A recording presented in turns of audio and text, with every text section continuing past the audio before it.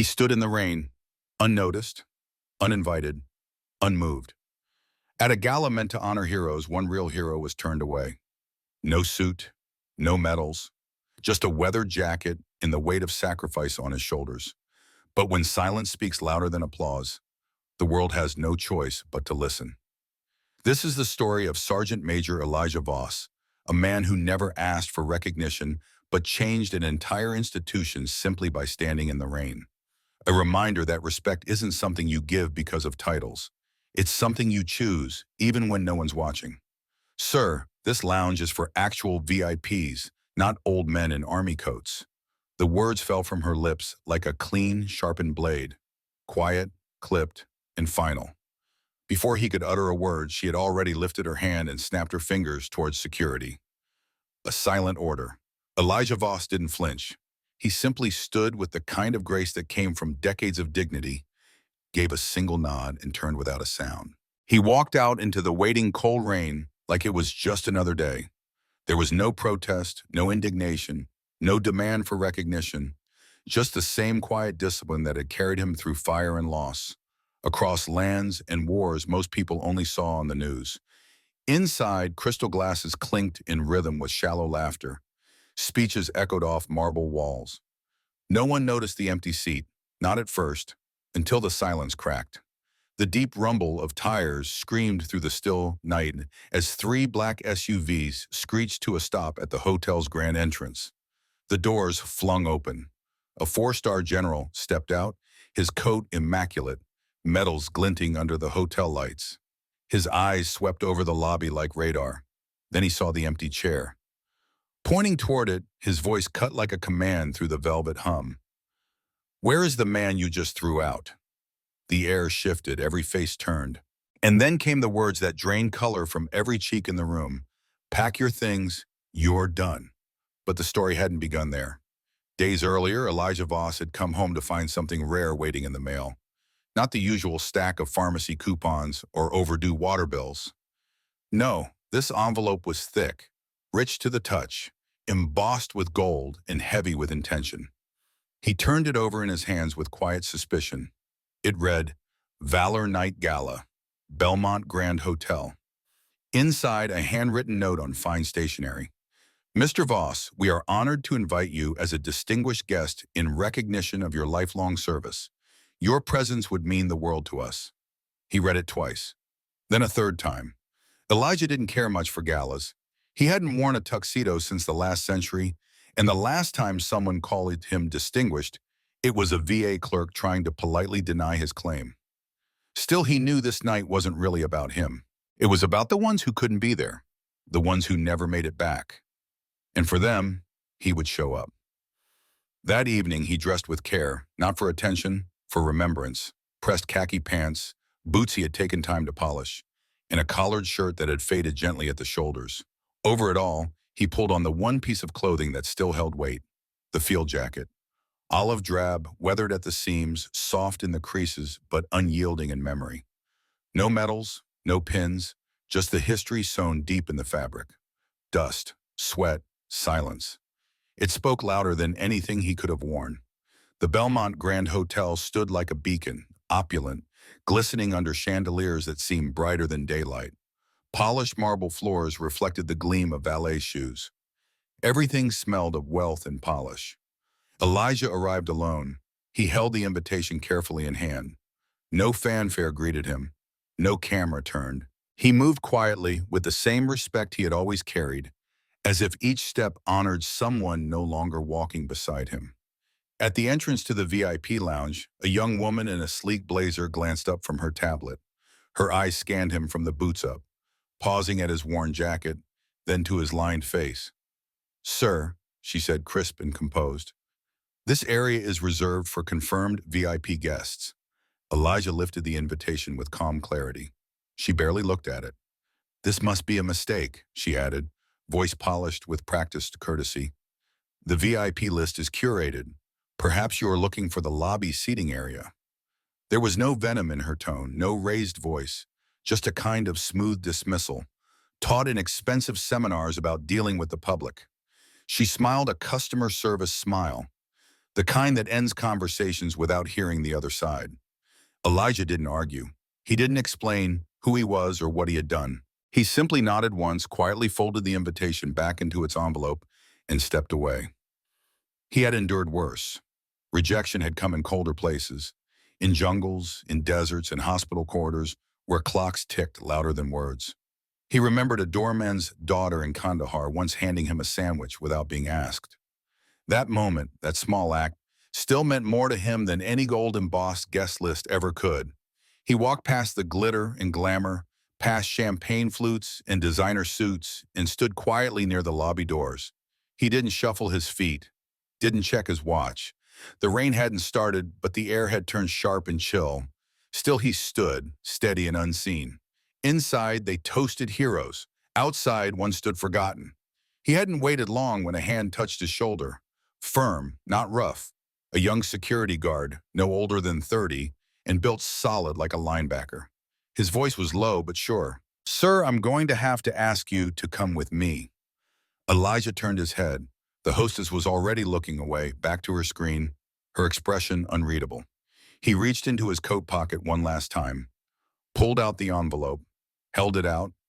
The invitation inside still looked crisp, untouched, real.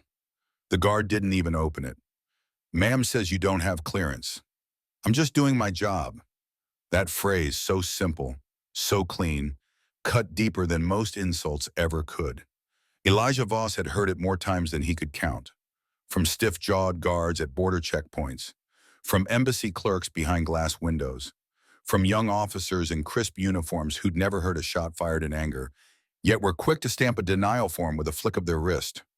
Each time, the words carried the same hollow finality. This time was no different. He didn't argue, just gave a quiet nod, took the envelope back into his hands without a word, and turned to leave. They didn't manhandle him. No scene, no raised voices. That would have drawn attention. These people were better trained, polished, professional. They practiced the art of quiet rejection, of brushing someone aside with a smile and a soft voice, like erasing a smudge off a clean window. As he stepped out of the Belmont Grand's lavish lobby, Elijah barely registered the soft hush of the ornate double doors closing behind him. It sounded too much like a goodbye. The hotel inside was all gold trim and manufactured warmth, a glossy elegance that looked like it belonged in a movie. It had no place for someone like him. Outside, the cold greeted him like an old friend. A sharp wind carried a light mist of rain that clung to his jacket and shoulders, soaking into the worn fabric without a sound. He didn't flinch, didn't move. He stood still, not because he did not know what to do next, but because stillness had been his discipline. Out in the field, movement without purpose could get you killed. Here in the city, it just made you invisible. People passed him by. Guests in tailored coats and glittering dresses drifted around him like he was part of the scenery. A few stole confused glances, maybe wondering if he was a lost traveler or hotel security. No one really saw him. He didn't belong in their story. Too weathered, too quiet, too real. But then someone did see him. A janitor, maybe late 20s, was pushing a floor buffer along the edge of the lobby's massive glass windows. His hands moved automatically, but when he caught sight of Elijah, he froze. Their eyes met. Something in the way Elijah stood, feet planted, spine straight, weight evenly balanced, sparked a memory. It was the stance of a man who had stood watch, who had been prepared to move, not out of fear, but readiness. The janitor narrowed his eyes, then stepped closer to the glass. His breath fogged the window, but he wiped it clear with a towel just to be sure. He looked again. Elijah noticed. Of course he did, but he said nothing, just gave the young man a quiet nod, the same nod he'd once offered to soldiers in burned-out villages, to nurses in makeshift tents, to children huddled under broken roofs. It was a gesture that said, "I see you. You're not alone." The janitor pulled out his phone with a sudden urgency. His voice was low, barely a whisper, but intense. "Yeah, it's him. He's here. Standing outside." No, he hasn't said a word." He hung up without another word, slid the phone back into his pocket, and returned to his machine like nothing had happened. Like Elijah had never been there. But Elijah remained. The rain thickened, mist turning to a slow drizzle. It slicked the pavement, darkened the seams of his old field jacket, ran down the deep lines of his face. Still, he didn't move. Not an inch, not a glance at his watch, not a shift of weight. He wasn't waiting for anyone specific. He had come for a promise. And men like Elijah Voss, men who carried the dead in their memories, didn't walk away early. Inside the Belmont Grand, the world moved on. The ballroom pulsed with golden light and gentle music. Crystal glasses clinked under massive chandeliers. Rows of tables wrapped in white linen held men in silk ties and women in gowns that shimmered like moonlight. Near the front of the room, a senator stood at a podium. He leaned toward the microphone with the weight of practiced gravity. Tonight, we gather to honor the heroes who gave this country their strength, their youth, their lives. We celebrate the brave, the loyal, the few. The applause that followed was crisp, polite, even elegant, like the rest of the evening had been rehearsed in advance. Just 30 feet away, Elijah Voss stood soaking wet under the rain. He hadn't moved since they turned him away. Not a muscle. Each drop of rain left a quiet trail along the creases of his weathered face. He stood exactly as he had for memorial roll calls, hands folded in front, back straight, heart still. To anyone watching, he might have looked like a statue. To those who understood, he was paying silent tribute. He was still present for something sacred, even if the people inside had long since forgotten what that meant. Inside, a banker raised a glass to toast a lobbyist. A defense contractor posed for photos beside a grinning congressman. They laughed, talked of service, of sacrifice, of courage. But their hands were soft, their eyes dry. They hadn't seen it. They hadn't seen the dirt under the nails, the blood in the mud, the 1,000-yard stare of men who gave everything and were still left outside in the rain. Back near the hallway, tucked behind a silverware cart, the janitor watched.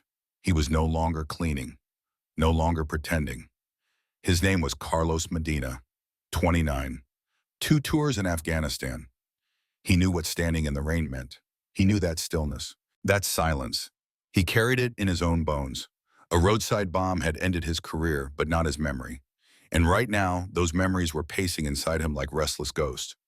Carlos had no more illusions about how veterans were treated. Time had stripped them away one by one. These days, he swept floors and kept to himself, his world reduced to quiet routines and the silence of people who stopped seeing him. But one memory from 10 years ago refused to fade, seared into his brain like fire. A collapsed housing unit in Kandahar.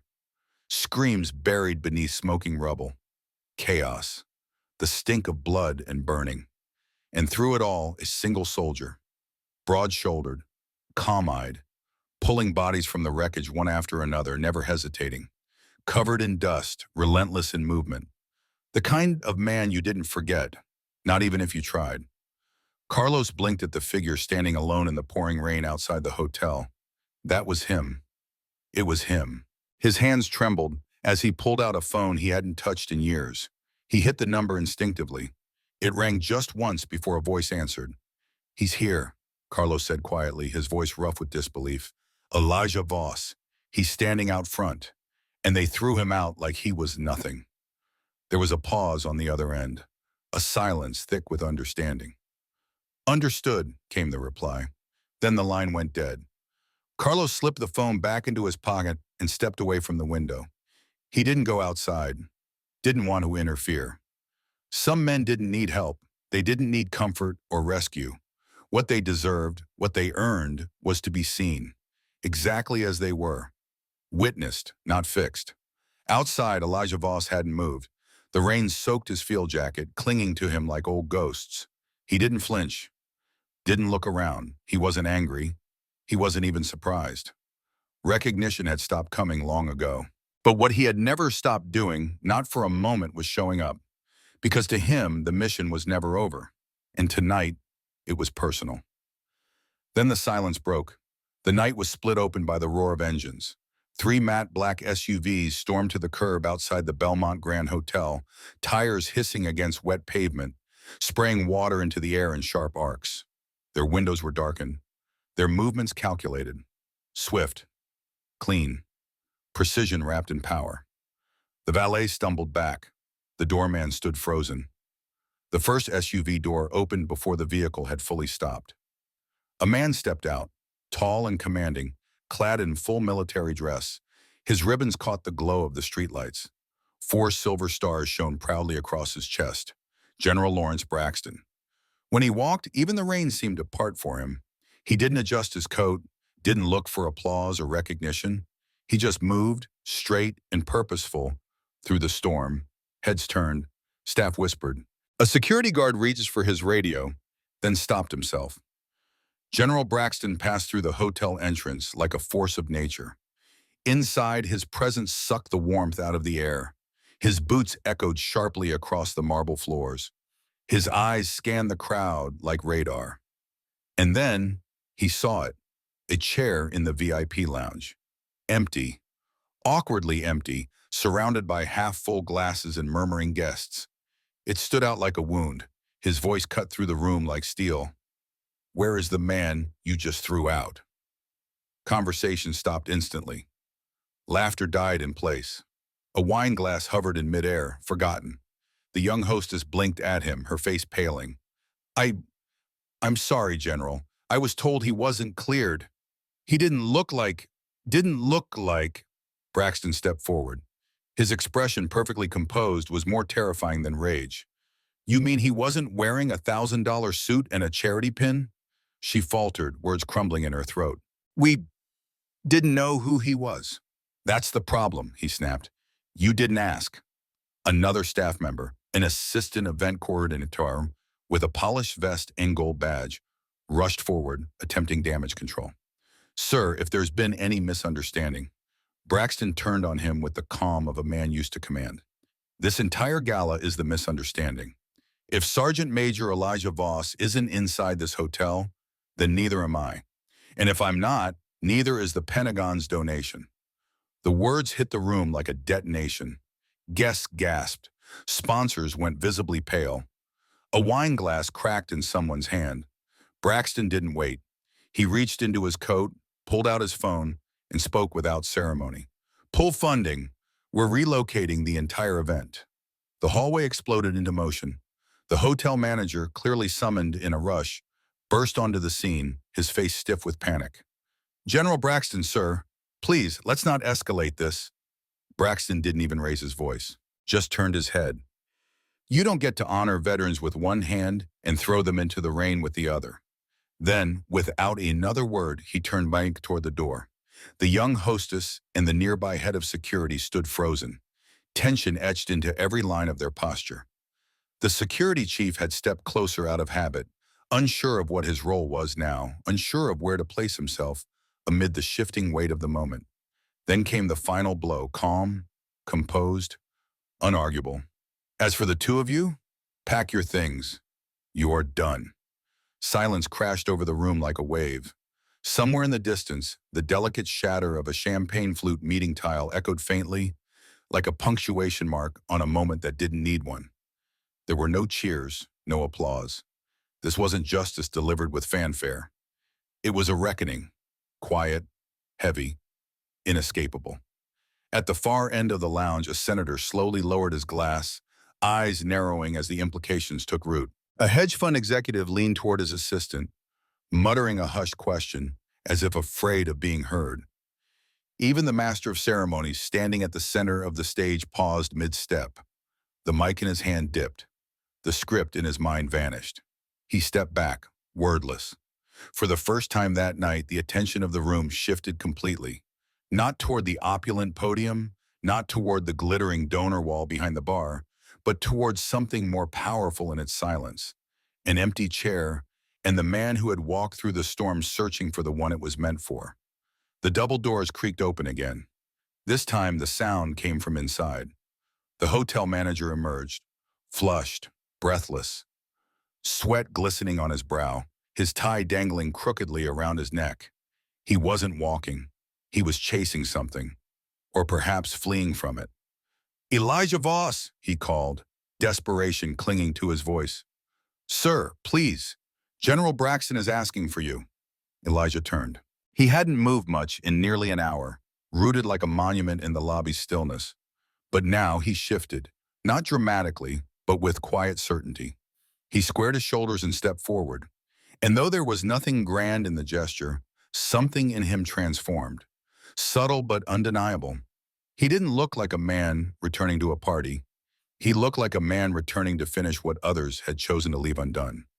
"I don't want to cause any trouble," Elijah said, his voice low, measured. But the manager only shook his head. His response was quick, almost frantic. "Sir, with all due respect, the trouble's already here. The general says the event won't continue unless you're treated as the honored guest you were always meant to be." Elijah studied him for a long moment. Then with a single nod, he stepped forward. There was no fanfare, no drumroll or spotlight, only the soft shuffle of wet boots across tile, leaving faint dark prints behind him. His coat was soaked, clinging to his shoulders like old memories that refused to dry. Still, he didn't pause. He walked with steady, unwavering purpose. Near the lobby, a few guests looked up. Their eyes followed him. A few frowned. A few leaned closer to their companions, whispering uncertain questions. "Is that him? Wait, didn't he?" But recognition had not fully bloomed yet. Not until General Lawrence Braxton stepped into the light. Beneath the glow of the chandelier in the center of the hotel lounge, the general stood tall, his spine straightened like it remembered every discipline of decades past. His heels clicked together with practiced force. Then, without a word, he raised his hand in a perfect formal salute. Elijah returned it. Clean, sharp, simple. Nothing more needed to be said. And yet, everything was. The whispers gained strength. Guests stood. Phones appeared, not out of curiosity or spectacle, but something more reverent, instinctual. This wasn't who they expected when they heard honored guest. But now, as if a veil had lifted, they felt it. They knew. Trailing behind, the hotel manager rushed to explain, grasping at a version of the truth that might absolve him. "General, if I may, I assure you we didn't know who he was. There was no profile submitted, no confirmation." Braxton didn't look at him. He didn't have to. When he spoke, his voice struck like iron on stone. "You don't need a biography to recognize dignity," he said. "You don't need a resume to treat a man with respect." Then he turned slightly, and his eyes found the manager. "What you need," he said slowly, "are eyes and humility. Clearly, this establishment has neither." The room had shifted again. Not noisy, not angry, but charged with awareness. Guests who had arrived to sip wine and applaud from a distance were realizing in real time what they had missed. Not just a person, a truth. Elijah kept walking. The crowd moved fast for him. Not because they were told to, but because they knew to. A natural current formed around him, like water finding its course around stone. As he passed, the words followed. Quiet, reverent, gathering strength like wind before a storm. They whispered his name with reverence. Delta Force, I think. Fallujah. He was there. No, wait, wasn't he the one from Kandahar? But none of it was about the medals. None of it was ever about the speeches or ceremonies. It was about a man who had once walked away from it all without asking for recognition, and was now being walked back in, quietly, but with deep honor. And for the first time that evening, the grand ballroom no longer belonged to donors, dignitaries, or corporate elites. It belonged to Elijah Voss. The celebration had been in full swing when the doors opened again. On stage, beneath a dome of brilliant ceiling lights and velvet drapes, the event's master of ceremonies, a corporate figure in a tailored tuxedo, was midway through his speech. He was reading from a teleprompter, his delivery smooth and confident, like someone who had hosted hundreds of fundraising galas and black-tie banquets. And of course, he was saying, none of this evening's incredible success would be possible without our generous partners in logistics, our defense sector collaborators, and the dedicated team at Westbridge Systems. He didn't notice the movement in the back at first.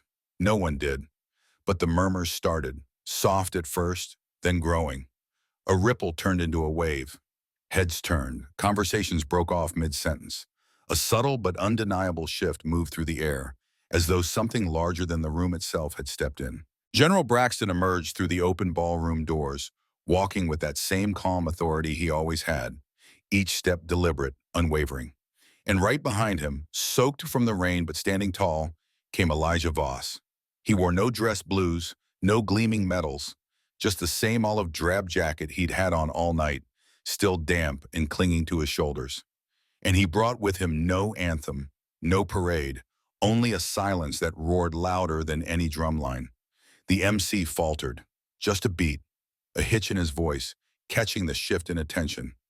"Ladies and gentlemen, if we could all," he began, but it was already too late. There was no need for a spotlight. Every gaze had already found him. Then something no one had planned happened. Behind the stage, a large projection screen meant for sponsor logos and end-of-night tributes suddenly flickered. A young technician backstage, monitoring the live feed, had seen Elijah enter. He knew who he was. Without waiting for instruction, he queued up a file he had intended to play at the close of the evening. The screen filled with a single photograph, black and white, grainy, but unmistakable. It was Elijah, much younger, face streaked with soot, his uniform torn and filthy. He was carrying a wounded soldier across his shoulders, moving through a battlefield choked with smoke and rubble. One arm gripped the fallen man. The other held his rifle, ready. His jaw was clenched, his eyes steady, utter calm inside chaos. Beneath the image, the caption read, "Fallujah 2004. Silence fell across the ballroom, immediate, complete. The MC took a step back from the microphone, lips slightly parted. Sponsors at the front table slowly set their champagne flutes down. Somewhere near the rear, a woman let out a soft gasp, her hand to her chest. Then, one person clapped, then another, and it grew. Not polite applause, not the performative kind reserved for keynote speakers or polished uniforms. It was raw, real, the kind of sound that rises from recognition, long overdue and deeply earned. The applause rolled like thunder gathering on the edge of an open battlefield. The entire ballroom rose to their feet. People who hadn't stood for a national anthem in years now rose for Elijah Voss. He didn't wave, he didn't bow, his face didn't change. He simply stood beside General Braxton, eyes scanning the crowd, expression unreadable. But in the way he stood, there was something deeper than pride. Not the kind that puffs up a chest, the quiet kind. The kind that comes from carrying names in your heart long after they've been carved in stone. The general leaned in toward him, voice low but unwavering. "It's your call now, Sergeant Major," he said. "Take the stage or not. It's up to you." Elijah paused, then he stepped forward. No spotlight, no music, no voiceover. Just the hush of respect moving aside to make room for something sacred. The crowd parted without needing to be told, and he walked through them, not like a guest of honor, but like a soldier on a mission. Each step steady, silent. At the center of the stage, the microphone waited alone. He reached it, looked once at the image behind him, the younger version of himself locked in time. Then down at his own hands, scarred, still. And finally he spoke. "I didn't come here tonight to be honored," Elijah said. His voice wasn't loud, but everyone heard it. "I came because I was asked to stand for those who aren't here to stand for themselves." Every word he spoke landed like a stone dropped into still water, quiet but with ripples that reached everyone. "There are veterans sleeping under bridges right now," he said, his voice steady, "who've shown more courage before breakfast than most people manage in a lifetime." His words hung in the air. "And no," he added, "they're not always in tailored suits. Sometimes they're just standing quietly in the rain, hoping, no, needing to be seen." And with that, he stepped back. What followed wasn't applause in the usual sense. It wasn't performative. It wasn't polite. It was real, an ovation not for a show, but for a truth, a moment of collective realization. The sound of an entire ballroom finally noticing something, or someone, that had been in plain sight the whole time. As the applause gradually faded, slow and almost reluctant, Elijah Voss stood motionless at the edge of the stage. He didn't hurry to the microphone. He didn't bask in the moment or reach for the spotlight. He waited, not just for silence, but for presence, for attention, the kind that couldn't be forced or faked. When he finally stepped forward, the lights above him softened, like even they knew this moment required reverence. He looked out over the audience, polished, powerful, and influential, and then looked past them, as if seeing someone else. "I didn't come here tonight to be honored," he began. His voice was deep, calm, and deliberate. "I came because someone asked me to speak. Not for myself, but for those who can't speak for themselves anymore." He paused, and the silence that followed wasn't empty. It was full. "Some men die once in combat, in ambush, in the line of duty," he continued, the room now holding its breath. "But some men, they die a little every single day, when they're forgotten, when their names fade, when all that's left of their sacrifice is a form letter and a folded flag." The crowd was motionless. Not a single glass clinked. Not a whisper broke through. The weight of those words settled heavily on everyone in the room. "You say you honor service," Elijah said, his gaze moving slowly from table to table. "But too often we only honor what we recognize. The medals, the parades, the uniforms, the ceremony." He shifted slightly, glancing toward the rear of the ballroom. "But true respect," he said, "comes before the uniform. It shows up when no one else is watching." Then with quiet certainty he added, "The young woman at the door tonight didn't know who I was. That's fine, I didn't tell her. But the way she treated me, that has said more than any speech you'll hear tonight. Not because she made a mistake, but because she didn't think it mattered." Still his voice never rose.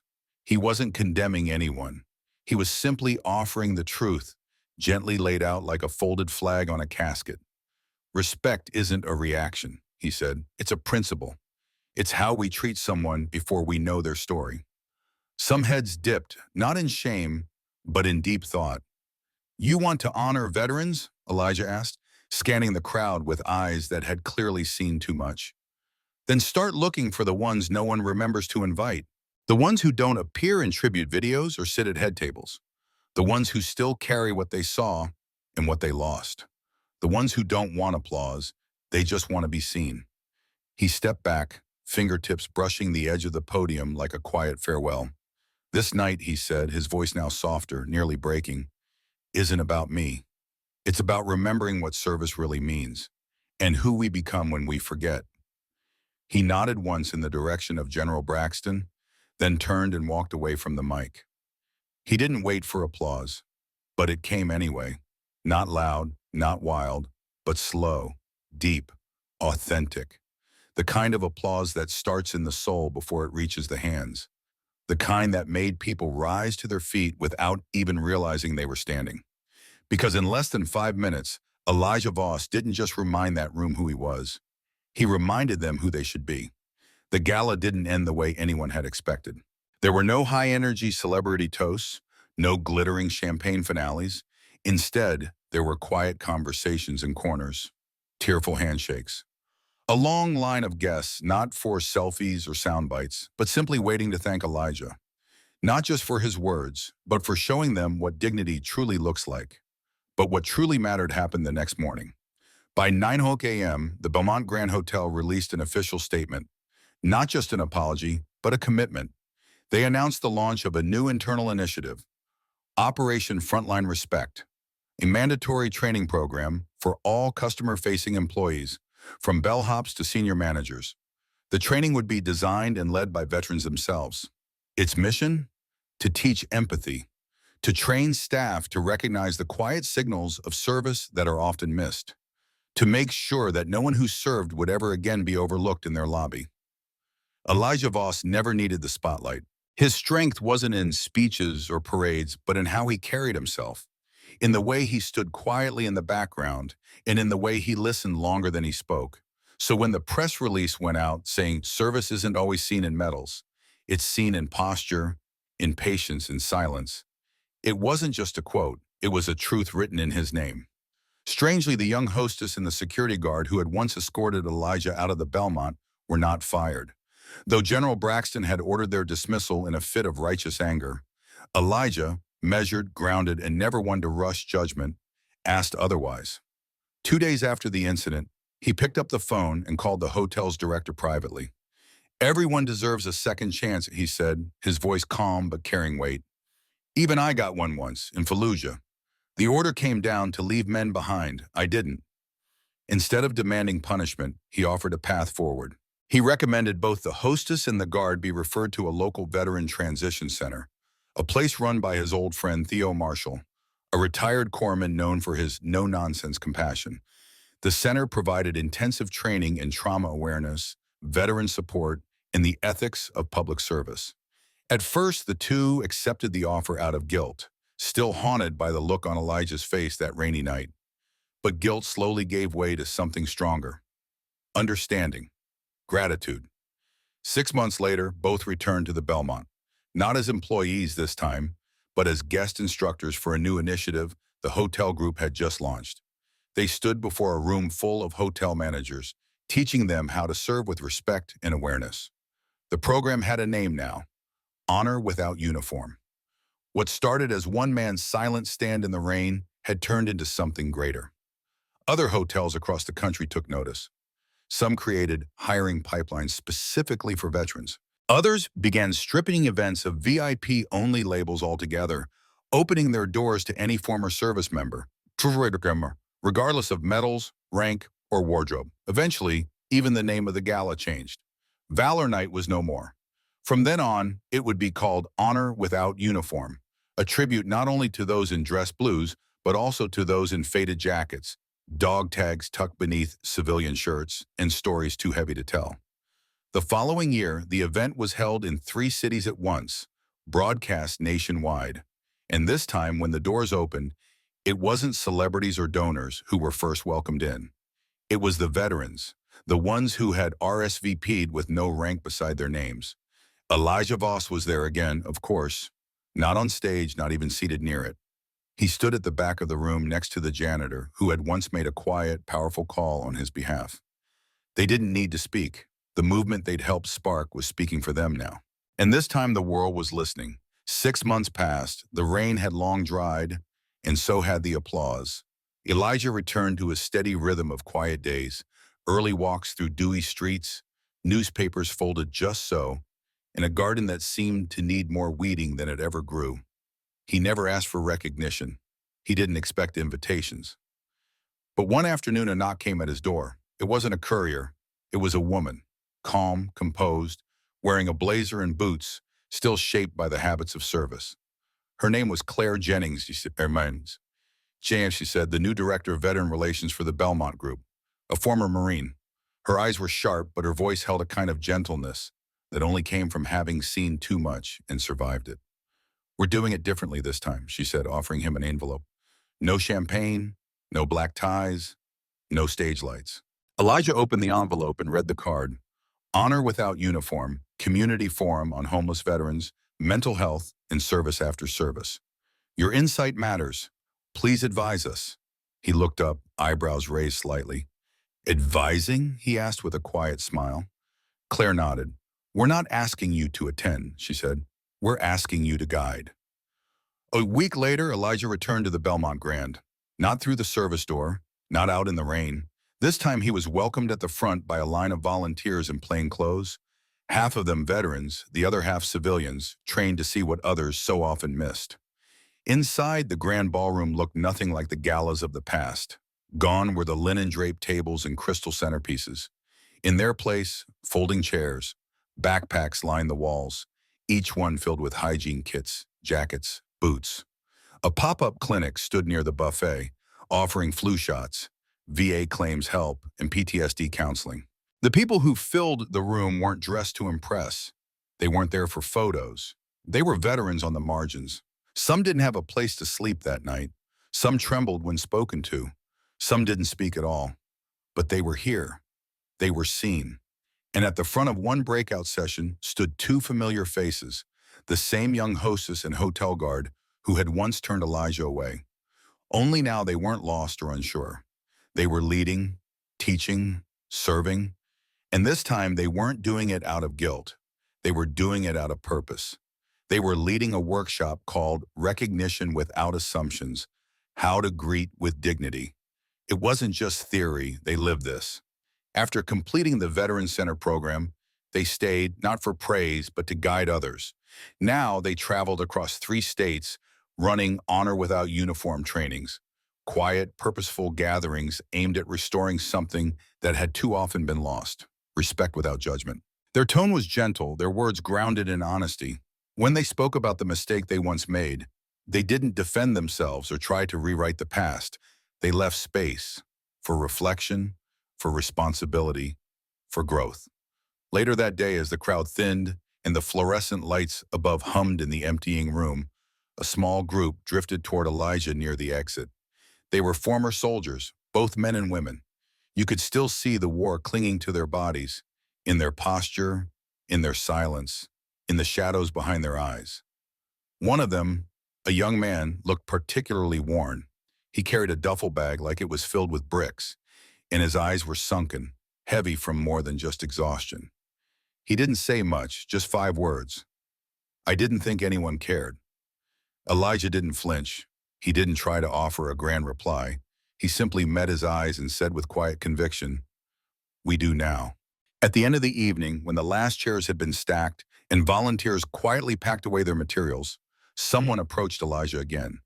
They asked if he had any final words, maybe something they could use as a quote for the program booklet. Elijah stood still for a long moment, the weight of the evening sinking into his thoughts. Then, in a low voice, he answered, "Respect doesn't need a uniform, but it always notices who gives it." He handed them the slip of paper with those words, shook their hand, and walked out through the same door he once stood outside of, unseen, unnoticed. But this time he wasn't invisible. He hadn't come back to be acknowledged.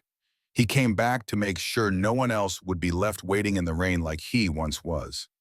In a world that moves too quickly, where we so often judge by what someone wears, owns, or how important they seem, Elijah Voss's story is a quiet reminder of a deeper truth.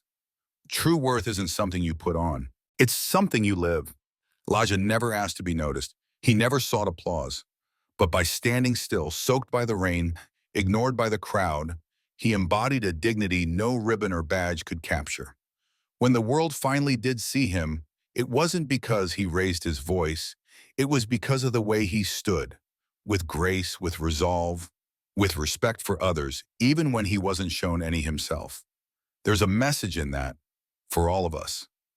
How often do we rush past an elderly man at the grocery store, never thinking he might be a hero? How many stories go unheard? How many quiet sacrifices pass beneath our radar because we're too distracted to notice? And perhaps more importantly, when no one's watching, do we still choose to offer respect? If you've ever felt invisible, or if even harder to admit, you've ever overlooked someone else, consider sharing that moment in the comments. What did it teach you? How would you respond differently today? Thank you for being here and for honoring the quiet heroes who walk beside us each day. If this story touched you, please consider liking, subscribing, and passing it on to someone who may need this reminder. And remember, not all heroes speak to be heard.